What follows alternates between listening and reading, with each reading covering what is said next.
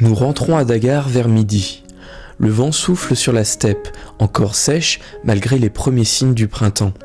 L'embuscade est encore vive dans nos mémoires. Derrière nous, le silence est plus lourd que la poussière sur nos vêtements. Le village apparaît enfin, niché entre la rivière et les champs. La fumée s'élève droit vers le ciel et les cris des enfants résonnent sur la rive. Tout semble paisible. Nous sommes 6. Moi, Lizar, Tavnar, Eldar, Korvar et Guedrir. Silencieux depuis notre départ, le regard parcourant le village comme à la recherche d'un repère familier. Les villageois nous saluent. Certains s'arrêtent un instant pour regarder nos chevaux, d'autres reprennent aussitôt le travail. Personne ne remarque la tension, ni la blessure de Korvar dissimulée sous sa manche. Nous traversons la place. Le grand cheval de bois se dresse toujours au centre, imposant. L'air est saturé des odeurs de la forge, du pain frais et du foin humide. Nous sommes rentrés. La tranquillité du village donne l'impression que rien ne s'est passé. Mais nous savons tous que ce n'est qu'une illusion.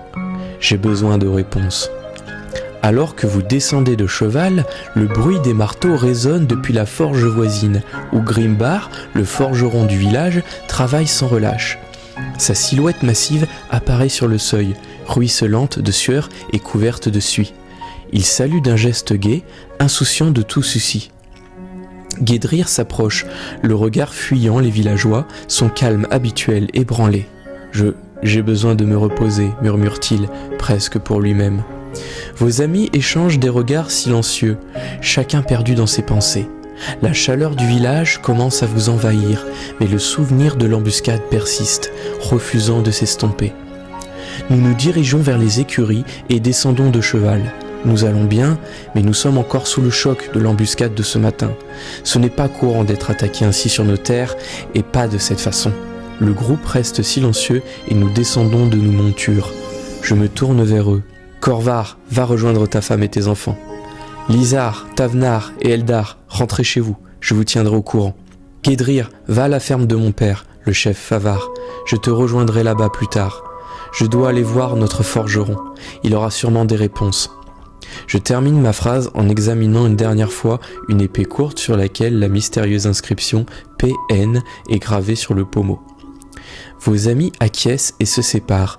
Korvar se dirige directement vers sa famille, tandis que Lizar, Eldar et Tavnar retournent à contre-cœur chez eux. Guedrir hoche la tête, le regard voilé, et se met en route pour la ferme du chef Favar. Vous voilà seul, à scruter le mystérieux PN. Le soleil tape fort sur votre dos, projetant de longues ombres sur la cour de l'écurie. Les chevaux s'agitent, sentant la tension palpable.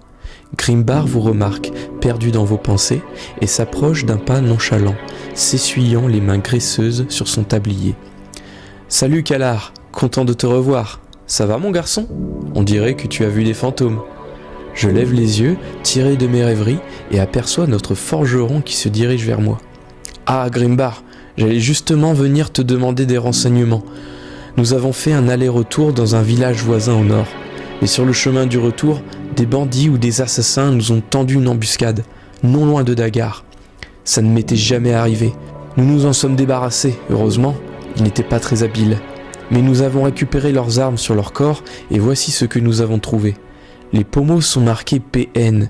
Connais-tu un forgeron dans la région qui porte ce nom ? PN, hein, grommelle-t-il. Oui, je sais d'où ça pourrait venir. Ce genre de gravure est rare par ici. Il y a un forgeron itinérant à l'est, assez réputé, près des collines de Brannar. C'est lui qui appose sa marque avec ce style, ses initiales gravées sur le pommeau. Il secoue la tête, les sourcils broussailleux froncés. C'est un ensemble de petits villages, on ne connaît pas beaucoup de forgerons là-bas, mais celui-ci est réputé pour la robustesse de ses lames. Si tu veux savoir d'où ça vient, c'est là qu'il faut chercher. Il repose l'épée sur l'enclume et croise les bras, un petit sourire bourru aux lèvres. Je ne fais que forger, je sais reconnaître le métal et le travail de mes confrères. Pour le reste, il faudra aller voir par toi-même. Je prends quelques secondes pour réfléchir aux indications de Grimbar, en me frottant le menton. Les villages de collines de Brannar. J'ai exactement ce qu'il me faut. Merci Grimbar, je te laisse retourner à ton travail. À plus tard. Grimbar hoche la tête et se retourne déjà vers sa forge. Ne t'en fais pas, Kalar, toujours heureux de te rendre service. Il disparaît à nouveau dans la pièce éclairée par le feu, le bruit du marteau frappant le métal se faisant de nouveau entendre. Tu restes là, songeant aux implications. Les collines de Branard t'appellent désormais comme une page blanche d'un grimoire mystérieux. La question résonne dans ton esprit. Qu'est-ce qui t'attend là-bas, lié à la marque énigmatique de PN ? D'un pas décidé, tu te diriges vers la ferme de ton père Favard, prêt à partager cette nouvelle piste avec Guédrir et ta famille. La quête des réponses recommence. Guédrir m'attend calmement près de la porte. Je lui fais signe d'entrer dans la ferme familiale, mais la maison est vide. Mes parents ne sont pas là. Je ressors, jetant des coups d'œil à gauche et à droite, espérant les apercevoir sur la place principale. En vain.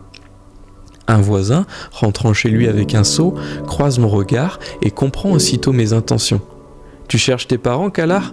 Ils sont près de la rivière. Ils terminent les derniers préparatifs pour le nouvel embarcadère. » Je le remercie d'un signe de tête, puis me tourne vers Guédrir. Le voyage a été long, et avec l'embuscade de ce matin, tu dois être épuisé. Va te reposer à la ferme de mes parents, je leur raconterai tout. À plus tard. Je venais à peine de terminer ma phrase que je traversais la petite place du village. Le vent souleva un peu de poussière sous mes pieds, tandis que je descendais le chemin de terre menant aux rives de Dolmar. Le visage de Guédrir s'adoucit.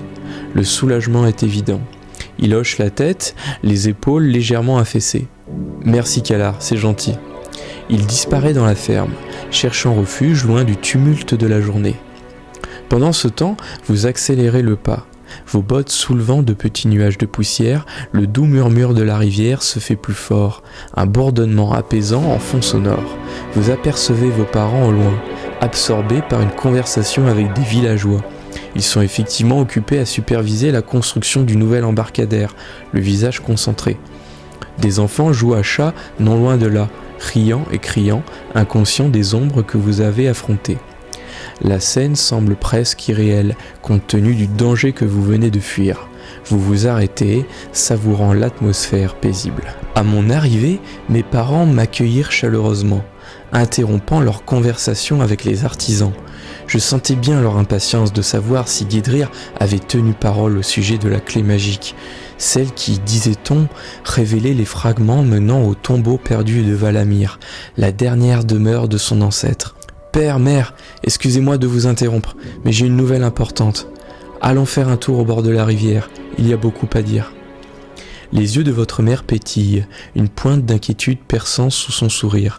Le visage de votre père, buriné par des années passées au grand air, se plisse légèrement, pressentant quelque chose d'inquiétant. Il hoche la tête, désignant d'un large geste la rive. « Oui, allons-y, nous avons le temps. » Les villageois échangent des regards curieux, sentant que quelque chose se trame, mais ils reprennent leurs occupations. Vos parents se mettent à marcher à vos côtés, leurs pas silencieux résonnant sur le sable. Le doux murmure de la rivière crée une atmosphère intime, préservant votre conversation des oreilles indiscrètes. Les doigts de votre mère effleurent votre bras, une caresse douce et encourageante. « Qu'y a-t-il, mon chéri ? Tu as l'air soucieux. » Quelque peu embarrassé par la situation, je réponds à mes parents. « Nous sommes arrivés au village de Guédrir, Drimar. Comme promis, il nous a montré la clé en pierre magique. J'ai décidé de le ramener ici, il sera plus en sécurité à Dagar, surtout après une telle révélation. Personne là-bas ne semble savoir qu'il est l'un des derniers descendants du légendaire Valamir, mais notre visite n'est pas passée inaperçue, et nous l'avons vite compris. Ce matin, sur le chemin du retour, nous sommes tombés dans une embuscade, une douzaine d'assaillants, peu habiles mais suffisamment dangereux. Heureusement, nous avons tous survécu. Seul Corvar a été légèrement blessé. Vos parents écoutent attentivement, le visage grave. Votre mère halète à l'évocation de l'embuscade, tandis que la mâchoire de votre père se crispe, ses yeux étincelant d'une colère protectrice. La clé magique est donc ici. Il se frotte le menton, pensif. C'est un lourd fardeau, en effet. Et ces assaillants, penses-tu qu'ils en voulaient à Guédrir ? Ou peut-être cherchaient-ils à l'empêcher de révéler ce savoir ? Ils vous fixent intensément.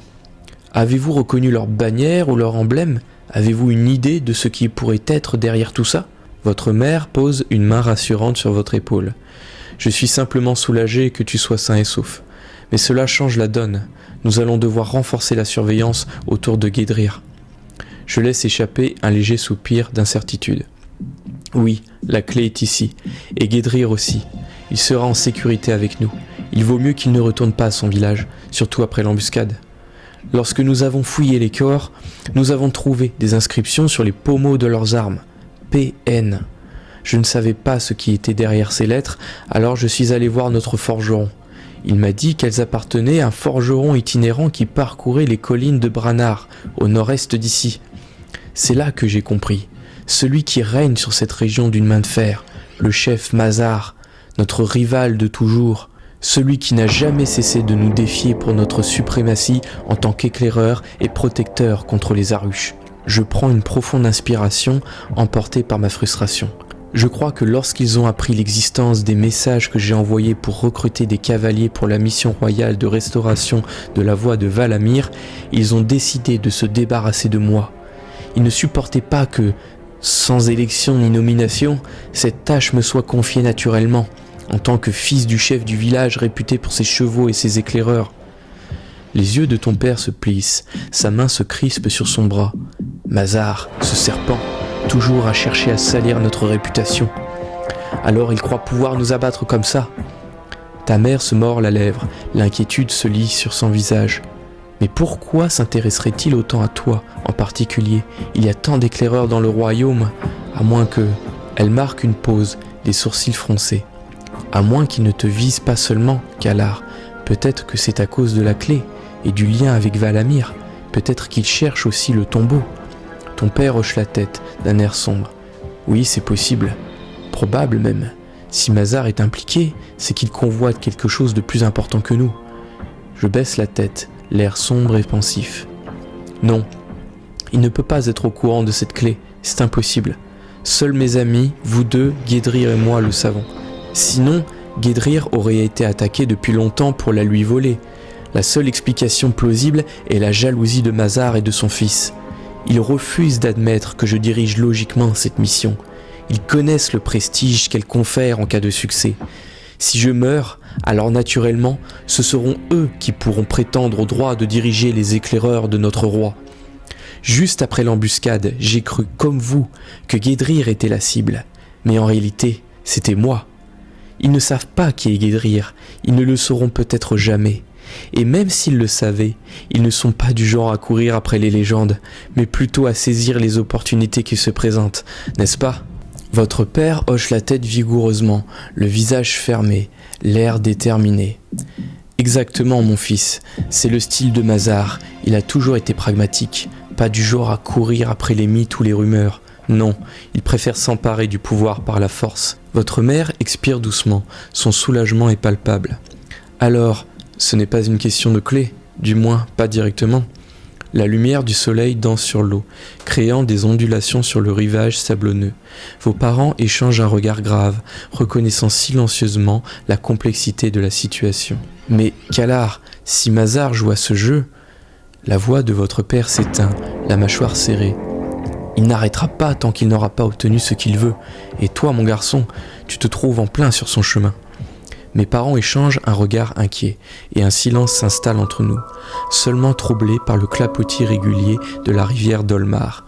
J'allais ajouter quelque chose lorsqu'une voix familière m'interpella du haut du chemin. « Kalar, Kalar !»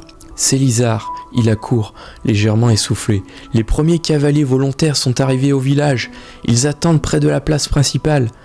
J'acquiesce d'un signe de tête, jetant un dernier regard à mes parents. Je m'en occupe tout de suite, on en reparlera ce soir. Je remonte le chemin à grands pas, le vent printanier soulevant la poussière. La nouvelle s'est déjà répandue. Plusieurs cavaliers des villages voisins ont répondu à mon appel. Je passe la journée à les accueillir, à les interroger, à évaluer leur expérience et leur monture. Le bruit des sabots résonne dans la cour, les conversations vont bon train. On se serre la main, certains visages me sont familiers, d'autres non, mais tous partagent la même détermination. Le lendemain, à l'aube, la place du village s'anime à nouveau. D'autres cavaliers arrivent, parfois seuls, parfois en petits groupes. Je poursuis les entretiens, répartissant les volontaires selon leurs compétences. Éclaireurs, archers, guérisseurs, messagers. Peu à peu, l'unité se dessine, et je sens grandir en moi le poids des responsabilités, ainsi que la fierté de voir Dagar devenir le cœur battant de cette expédition. Le soir venu, le village retrouve son calme. Les prêtres contemplatifs se rassemblent devant le vieux temple de bois. La cérémonie commence, simple et solennelle. De profonds chants s'élèvent dans l'air frais et les flammes des torches illuminent le paysage. Des ombres mouvantes se dessinent sur les visages. Les chevaux, les armes et les voyageurs qui s'apprêtent à partir sont bénis. Je reste à l'écart, les mains jointes, écoutant en silence les paroles ancestrales murmurées par le grand prêtre. Lorsque le dernier chant s'éteint, je regarde autour de moi. Mes compagnons, mes proches, Guédrir, tous sont là. Le moment approche, notre départ pour la capitale est imminent. Alors que les dernières notes du chant s'évanouissent, l'air vibre d'impatience. Tes amis, ta famille et même Guédrir, qui semble plus à l'aise à présent, te regardent, leur visage éclairé par la douce lueur des torches. Le village, jadis empli du tumulte des préparatifs, est redevenu silencieux. Même le vent semble retenir son souffle. Ton père pose une main sur ton épaule, sa voix basse et assurée. Tu es prêt pour ça, mon fils. Ta mère ajoute, nous sommes fiers de toi.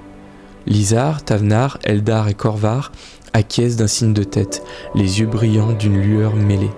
L'excitation et l'inquiétude se mêlent dans l'air. Guédrir, lui aussi, hoche légèrement la tête, le visage impénétrable. Vous sentez tous les regards peser sur vous, le poids du commandement vous accable. Demain, vous partirez pour la capitale, accompagné de ces courageux volontaires. Le destin de votre mission est incertain, menacé par des forces inconnues, des ambitions rivales et les murmures de légendes oubliées. Pourtant, ce soir, entouré de vos proches et de vos nouveaux alliés, vous puisez votre force dans leur présence.